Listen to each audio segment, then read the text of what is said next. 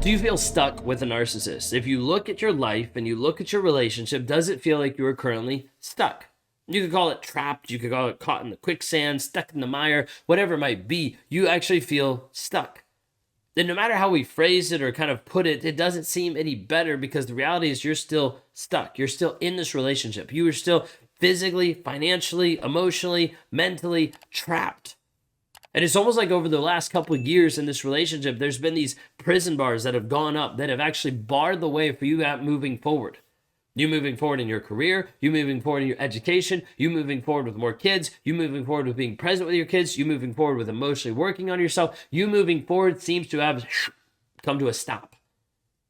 And inside of this, you realize that you just are trapped, stuck.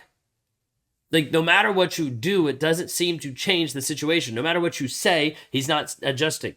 No matter what you say, you don't feel accepted. No matter what you say, the relationship doesn't seem to get better. He just keeps telling you that it's better, but it's actually not. When you look at it, when you evaluate yourself and you evaluate your body of how you actually feel, you're like, I still feel unsafe. Why? Because you are, and you're in an emotionally abusive relationship.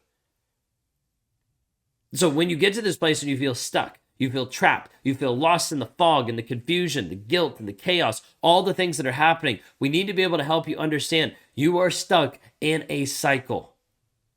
And this cycle keeps happening over and over and over again. And until we break this cycle becomes your permanent reality. If you guys are new here, my name is Ben Taylor. I'm a self-aware narcissist on this channel to provide healing. For people that are stuck in toxic relationships, to see the clarity, how to be able to develop their certainty, and how to find confidence on a day-to-day basis consistently. So the goal of what I do here is breaking the trauma bond into your life, eradicating the triggers, helping you process and emotionally regulate so that you can show up powerfully as who you actually are, who you're called to be. If you want to know more about this, you can go to rawmotivations.com. When we talk through this piece of being stuck in the relationship, it's not an actual stuckness that you think of. Let me explain. It's not this piece that you're actually physically trapped in the relationship. Even those of you that are stuck financially, it is not that you are actually physically trapped.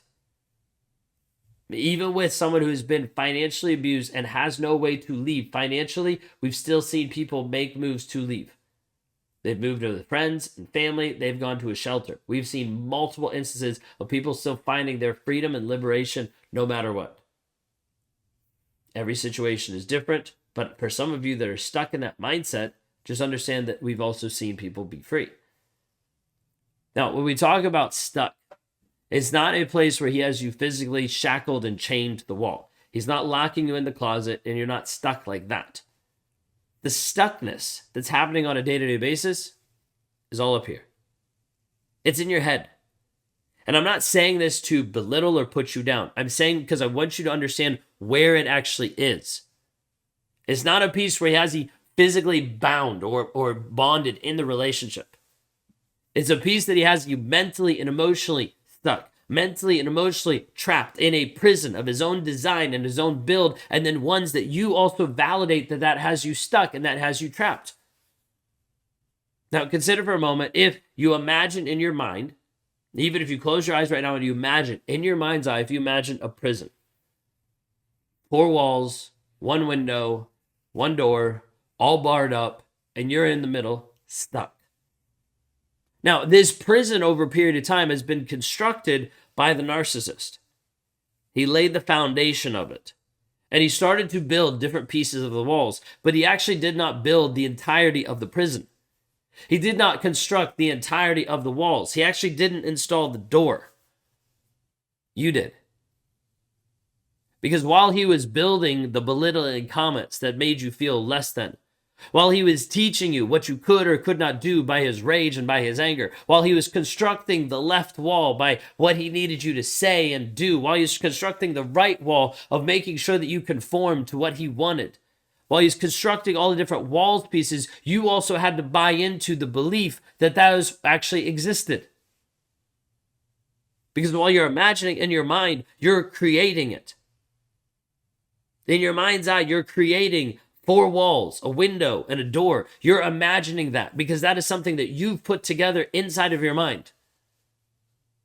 The reality is, I told you what to put in your mind. And then you imagined it. If you take that example and you put it into your relationship, it's the same exact thing.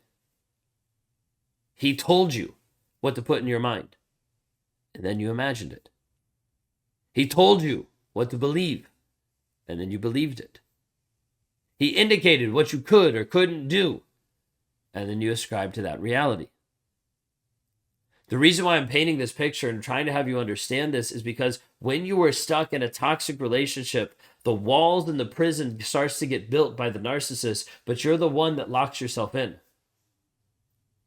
You're the one that actually traps yourself fully because it comes down to your mindset, to your thought process. You see a wall constructed, but you look at that wall that he's constructing, you're like, oh, it's because he loves me. No, it's because he's controlling you. You see a wall constructed and you start to say, well, it's not that big of a deal because it's not actually hitting me, but it's still abuse. You see a wall constructed, but you figure out another way to justify why it's actually there. And then you close the door on yourself and you say, I'm trapped. There's no way out. I can't do any better. I can't figure out what to do. Like, there's no future for me. What am I supposed to do? I guess I'll just stay in this relationship. You sell yourself short by lowering your standards to be with a toxic guy that doesn't actually give a shit about you. And we know this because of how he's been manipulating, abusing, controlling you for such a long period of time. He's been building these walls to keep you stuck, but he's been telling you what you're trapped in. Belittling, degrading, lying, gaslighting, manipulating, cheating, betraying, you name it. He's been building this prison around, but you actually have the key for your own liberation. The problem is you will sell yourself into a fantasy, into a fiction, saying, I can't do this. And when you tell yourself that you can't, you actually can't. When you say it's impossible, then it's actually impossible. Why? Because it comes down to your belief that you've actually created some of this in your mind. You've actually created the walls and the barriers and the door that won't actually let you be free. And because of this, he's laughing on the other side of the prison. Because the other side of the prison, he doesn't even see the walls. He sees the emotions swirling around and he's like, you're confused, you're stuck, you're not going to leave me. And he almost even gloats about it. Because he knows that if you don't actually see the reality that the prison that's been constructed, you have the power to take down, that he knows he's won. Because he knows that he has you trapped permanently and forever. Because until those prison walls actually get taken down, until those bars get removed from the window, until the door falls off the hinges, until you decide, no more will I begin to imagine this, think on this, and hold this. Because you realize that it's holding you hostage. I had this experience one time where I was thinking through a particular circumstance, an idea, and it felt like I was stuck in a prison. It felt like I was stuck in different bars that were holding me back from where I wanted to go. The experience I had was very visceral. There was this aspect of this idea that I was standing, looking through, and these bars went from floor to ceiling, and I was holding onto these bars, and I was looking out. And I was looking out, I was seeing the future, I was seeing the things that I wanted, and I was like getting mad. I was like, God, why am I even stuck behind this? Like, why is this even happening to me? Why can't I actually be free from this? And in the moment, it was almost like a pinprick on my shoulder of just this idea of just look around for a second.